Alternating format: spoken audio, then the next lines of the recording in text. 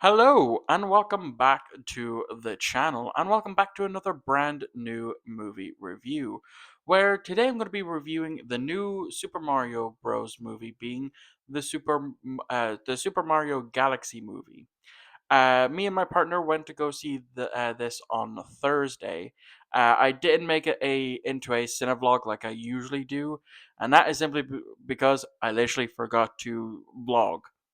Like the only clips that I have is of just us in the cinema.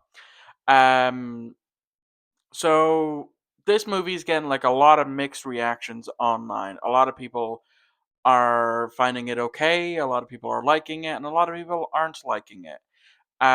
So what are my opinions? What's my stance on this film? Because I loved the first one when it came out 3 years ago, when I went to go see that in one of the early cinevlogs. I think it might have been the second cinevlog that I had done. Um, but I liked it. It's not as good as the first one though. Um, so the entire premise of this film is Bowser Jr. has come to get his dad back. And how he's going to do that is he's going to kidnap Princess Rosalina, who was introduced into the Super Mario and the Mario Galaxy games for the Nintendo Wii, Super Mario Galaxy 1 and 2, which then also got a re release for the Nintendo Switch. Um, and he's going to use her to power up this weapon. And once he has her captured, he's going to go back to the Mushroom Kingdom, and he's going to jailbreak his dad, who is still the itty little bitty Bowser that he was in the first movie. Also introducing in this film, we have Yoshi, voiced by Daniel Glover. Um, which I didn't mind. I didn't mind his Yoshi, because a lot of people, I didn't know what to actually expect when it came to Donald Glover as Yoshi. I wasn't sure if he's going to like talk like himself, or he's going to do a voice, and he actually did do a voice. So of course we still have like some returning cast from the first one. Obviously we have Mario, Luigi, and Toad, as well as Princess Peach. Unfortunately, no Donkey Kong, though he does have like a little bit of a cameo in when Yoshi is trying to explain like what happened to him. And I love that scene. I love that flashback that we got of him, waking up on in New York and then just going and exploring around, and then fucking things up so badly that he had to go escape back into Mushroom Kingdom, which I thought was absolutely hilarious. But we have some obviously new characters, being Rosalina, the little stars, and of course Bowser Jr., who I liked. I liked Bowser Jr. in this, because like obviously I grew up with the old Mario cartoons from the 80s. So I knew that Bowser would always say that Princess Peach was his mother. They didn't bring that up in this movie, which is interesting to say the least. But after Rosalina gets captured, one of her stars makes it to Princess Peach, and so her and Toad go on a side quest to go try to track her down.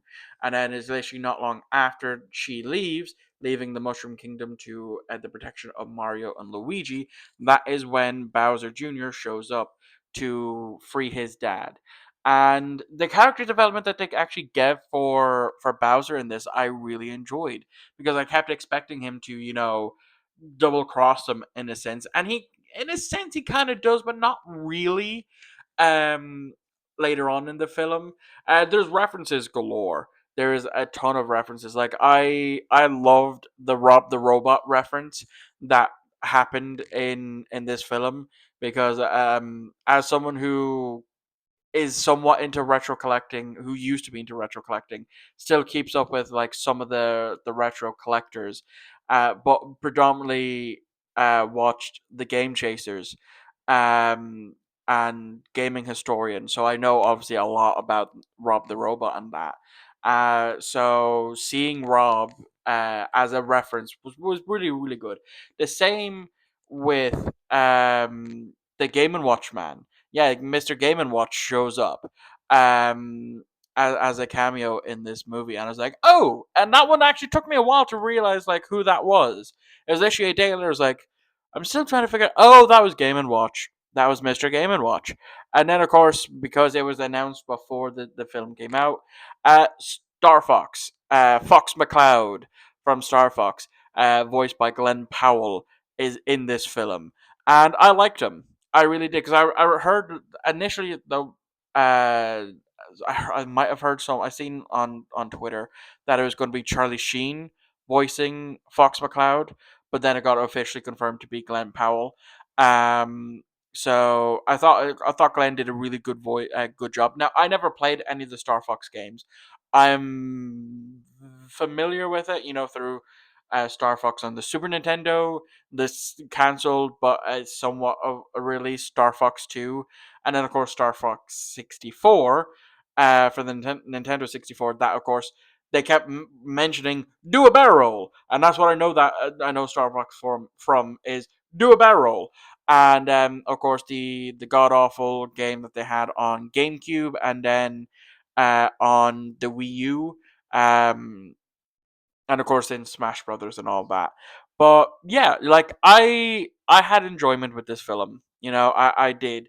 There was bits that I liked. There was some there was actually I don't think there was anything that I didn't like. Um but yeah, it's but comparing it to the first one, the Super Mario Bros movie that came out in 2023, I think that one was better. I do.